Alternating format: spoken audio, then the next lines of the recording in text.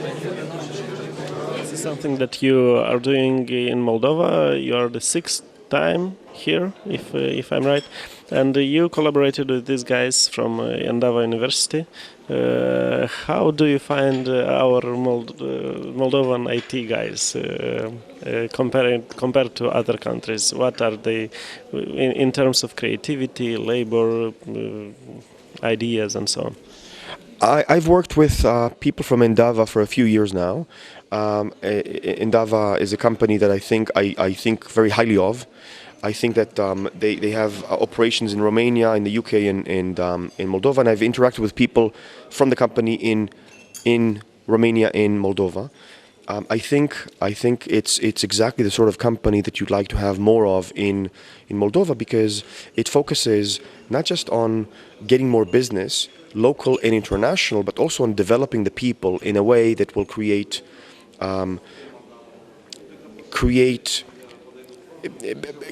benefits for the industry. So in the IT industry in general, you see people moving in and out of jobs. They go to different companies, they grow up in their career, which is fine. I think Endava understands that, does not want to lose people, obviously, but understands that if they develop people, even if these people leave, they're going to leave to another organization and bring with them experiences which will help those companies grow as well.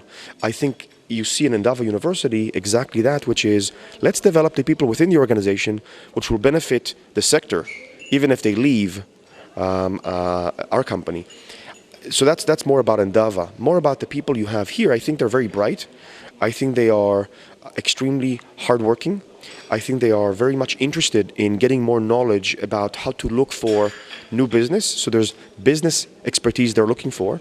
I think they're also looking for how to meet the needs and the expectations of the US and European clients. I was delivering a seminar here last month in April on managing customer expectations, and I think one of the most important things we can provide to people in Moldova is the understanding about what we as US organizations or European organizations are thinking when we deal with other clients or providers. So when they manage my projects, they already know what I'm going to be thinking about, and it makes it easier for them to meet my needs.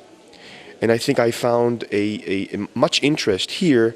I had about 40 people in the seminar from different companies in Moldova, and I thought that they were very much craving for knowledge and interested in some of the aspects and perspectives we can provide internationally about what it means to do business with other countries. Have you been at the first ICT Summit? I was not. This is the first time I'm speaking in the summit. I hope to be invited again. And how do you feel the atmosphere here? What do you think about the summit? What is the summit for you? So what are you going from the summit with? Obviously, I'm very passionate about education. So to me, I bring the education perspective to the summit. I think the summit has a lot of very interesting tracks for entrepreneurship, business, in marketing, for e-government and what that means for Moldova, for education and training and human capital development.